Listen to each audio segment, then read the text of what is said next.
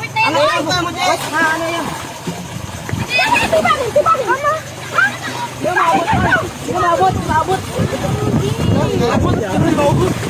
Pahirapan ang naging pag-rescue ng mga residente ng Purok Kapatagan sa Barangay San Manuel sa isang 11 taong gulang na batang lalaki na natrap at nalunod matapos pumasok sa culvert na dinadaanan ng tubig mula sa dagat nitong Sabado ng tanghali July 18. Ayon kay Jeric Maling na isa sa mga first responder, narinig na lamang nila ang sigawan sa baba kaya dali-dalian niya silang pumunta doon at tumulong. Nasa bandang gitna na rin anya ang bata dahil sa masikipang loob ng culvert at mabilis ang pagtaas ng tubig ay talagang naging pahirapan ang kanilang pag-rescue. Palit-palit kaming magpasok sa butas na yon. So hindi namin matagal namin na-rescue. Yung minsan nga hindi kasi ako makaano eh. Pinasok ko po yung ano na yon, yung butas na yon. So inahawakan po yung aking paa para hindi po ako makasama sa ano, hindi ako madala ng agos ng dagat sa ilalim. So ayun ang ginawa ng kasama ko. Habang pinapasok ko yung butas na yon, so hinahawakan yung paa ko para mahila niya ako agad. So, ayun, pagdating ko sa loob, hindi ko maabot yung bata na yun dahil malayo po, nasa gitna po yung kabalandra. Isa din anya sa naisip at ginawa nilang solusyon ay harangan ng dumadaloy na tubig para magkaroon ng puwersa sa pag-release nito na sinabayan ng paghila sa bata ng iba pa nilang mga kasamahan na naging epektibo naman anya. Ang ginawa ko po dyan, hinarangan ko po yung butas. Hinarangan ko po ng puwet ko. Tapos, siyempre, malaki na yung dagat. Bigla akong umalis.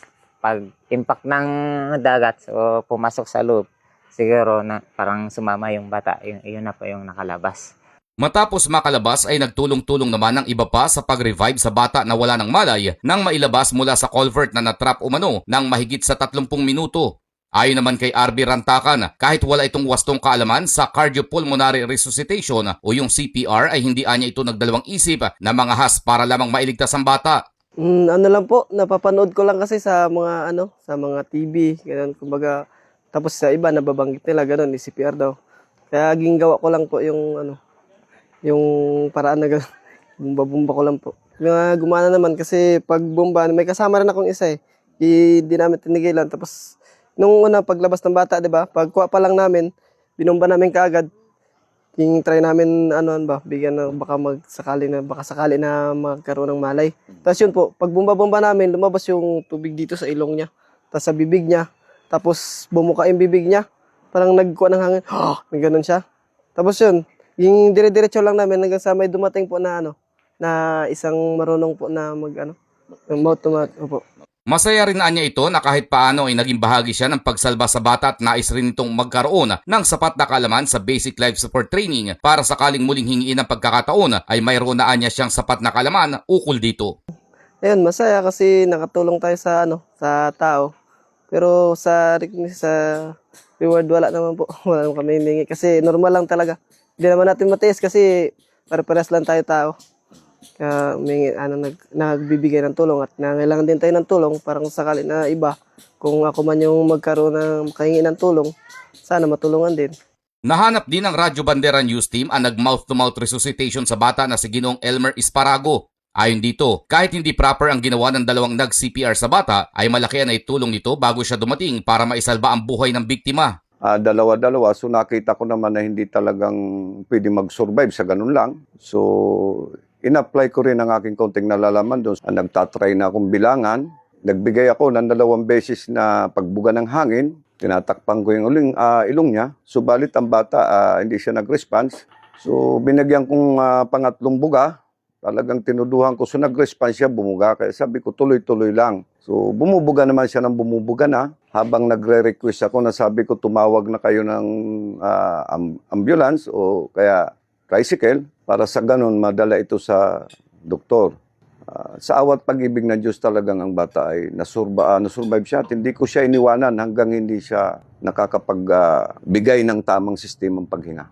Napag-alaman din ng news team na mayroon itong sapat na kaalaman sa pagliligtas ng buhay na minsan na rin anya nitong nagawa noong sila ay nasa iba pang barangay.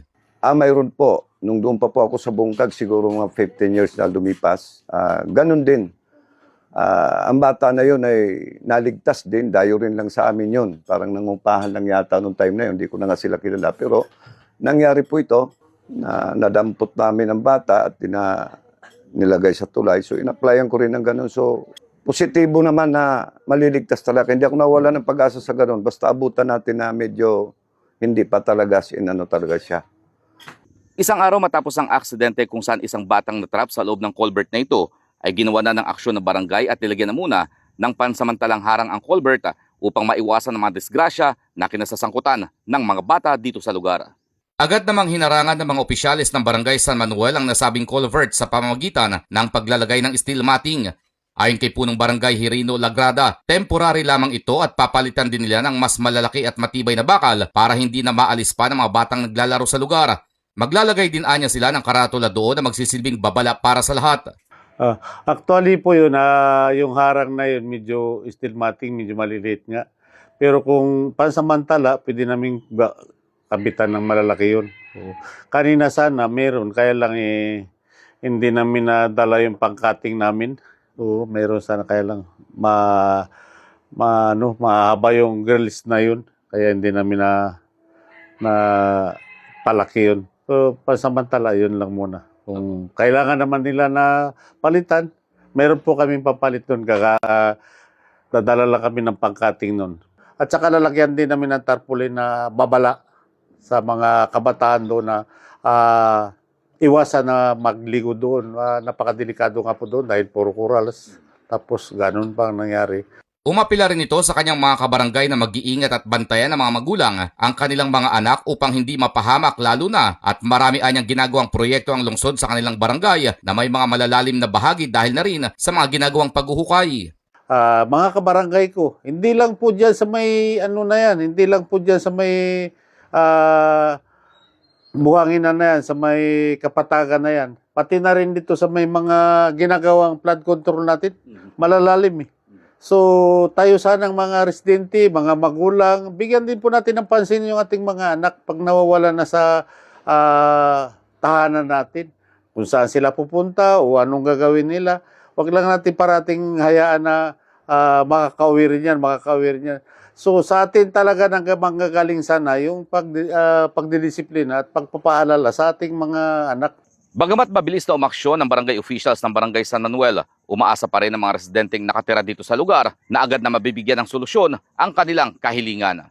Actually po, kanina nag-usap kami ni Kapitan, nandito po siya kanina. So, kagaya ng ni-request ko na steel matting, nandyan na po, nakabit na po kaninang umaga, after niyang nagsimba. So, na-action na naman ni Kapitan yung aking ni-request. Pero ganun pa man, nga sinasabi ko, ang mga bata sadyang talagang may kakulitan kung saan yung gusto nila maging masaya sila, doon sila.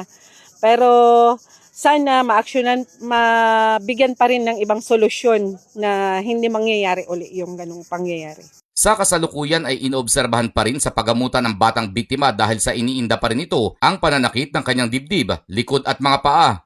Ayon sa ina nito, na-x-ray na rin ang kanyang anak na may nakita umanong tubig sa baga kaya hindi pa sila pinapayagang makalabas ng mga doktor. Okay na rin po, yung iniinda niya na lang po yung sakit sa dibdib niya, yung sa paa niya po. Pag umuubo daw po siya, masakit din yung dibdib niya tsaka yung sa likod.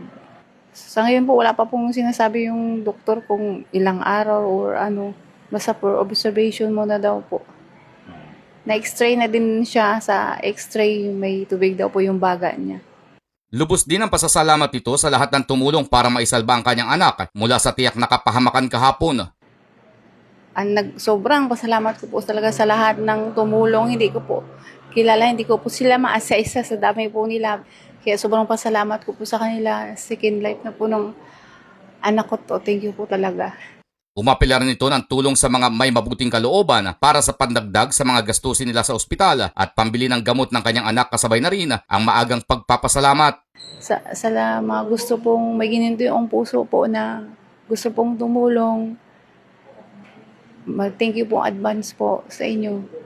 Ipiniliwanag din nito na nasa trabaho siya kahapon ng maganapang aksidente at nagpaalam naman daw sa kanyang ate ang bata na maliligo sa dagat malapit lamang sa kanilang bahay pero hindi nila inakala na makakarating ito sa malayo. Samantala, sinabi naman ng batang natrap sa culvert at nalunod na magsisilbing aral na sa kanya ang nangyari at nangakong hindi na niya ito uulitin. Hindi ko na po ulitin ang trahedya na yan kasi delikado po yan sa buhay ko. May mensahe rin ito sa kanyang mga kapwa-bata na iwasan na ang lugar para hindi sila mapahamak tulad ng nangyari sa kanya. Mag-ingat po sila sa mga maliliit na mga butas para di rin sila matulad sa akin. Makinig po sa magulang at huwag maging makulit.